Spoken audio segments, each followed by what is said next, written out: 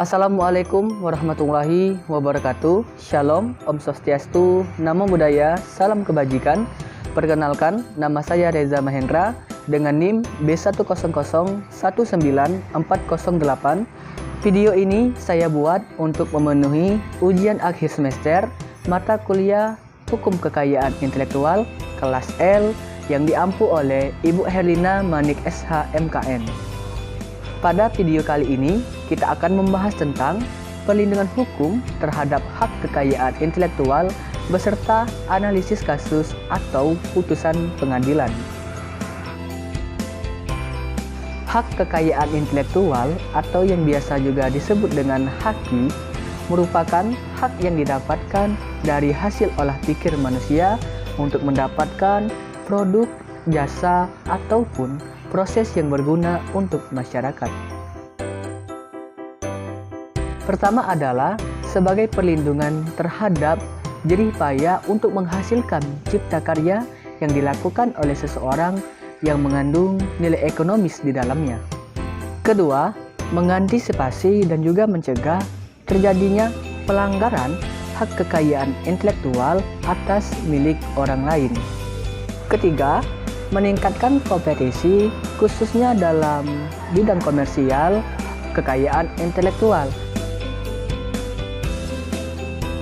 Pertama, Undang-Undang Nomor 28 Tahun 2014 perubahan atas Undang-Undang Nomor 19 Tahun 2002 tentang hak cipta.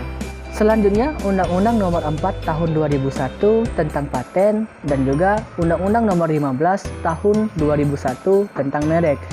Tentunya, teman-teman sekalian, masih banyak lagi regulasi perundang-undangan atau peraturan perundang-undangan yang mengatur tentang hak kekayaan intelektual.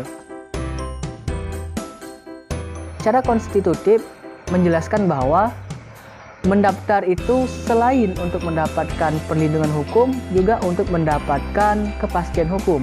Hal ini biasanya digunakan untuk memperoleh hak cipta, memperoleh hak paten, rahasia dagang, desain industri. Cara deklaratif ini menjelaskan bahwa tidak mewajibkan melakukan pendaftaran HKI. Artinya kemudian seseorang atau bagi pencipta itu tidak perlu mendaftarkan karyanya untuk mendapatkan perlindungan hukum. Akan tetapi dalam hal ini karya cipta yang telah diciptakan oleh penciptanya itu telah dijamin oleh undang-undang. Kasus merek Lexus dari Toyota Motor Corporation. Perusahaan yang sudah berdiri sejak 28 Agustus 1937 juga pernah menjadi objek sengketa di pengadilan.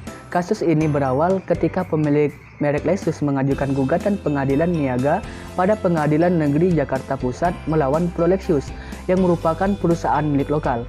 Lexus sebagai penggugat meminta agar pendaftaran merek Pro Lexus dapat dibatalkan karena telah dianggap telah melakukan itikat tidak baik, yaitu menggunakan nama Pro Lexus dengan tujuan untuk membonceng nama yang sudah cukup dikenal oleh masyarakat. Selain itu, dalam gugatannya pihak Lexus mengatakan bahwa hal tersebut dapat menimbulkan kerancuan yang nantinya menyebabkan masyarakat berpendapat kalau antara Lexus dan Pro Lexus memiliki keterkaitan di bidang usaha. Akan tetapi, majelis hakim memenangkan pihak Pro Lexus baik pada tingkat pertama dan juga pada tingkat kasasi. Pada saat pemilik merek Lexus kembali mengajukan permohonan kasasi, pihak lawan Pro Lexus mengajukan keberatan yang diantaranya menyebutkan bahwa kurangnya pihak yang disebut dalam gugatan.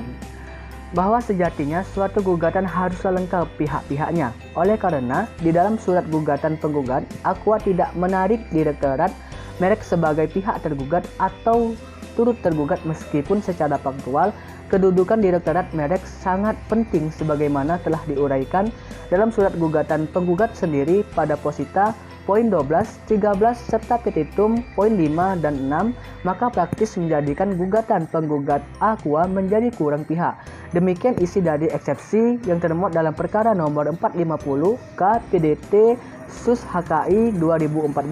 Selain itu, majelis hakim juga mengabulkan keberatan yang diajukan oleh pihak Pro Lexus bahwa gugatan tersebut telah lewat waktu atau dalalwarsa. Hal tersebut dikarenakan gugatan yang diajukan oleh pemegang merek Lexus sebagai merek mobil baru diajukan pada tanggal 3 Desember 2013. Sedangkan merek Pro Lexus sebagai merek sepatu atau sandal yang sudah didaftarkan sejak 29 September 2000. Sehingga dalam putusan tersebut, majelis hakim menyatakan dapat mengabulkan keberatan yang diajukan oleh pihak Pro Lexus dalam hal kurangnya pihak dan juga batas waktu atau daladwarsa. Demikianlah video ini saya buat. Terima kasih. Wassalamualaikum warahmatullahi wabarakatuh.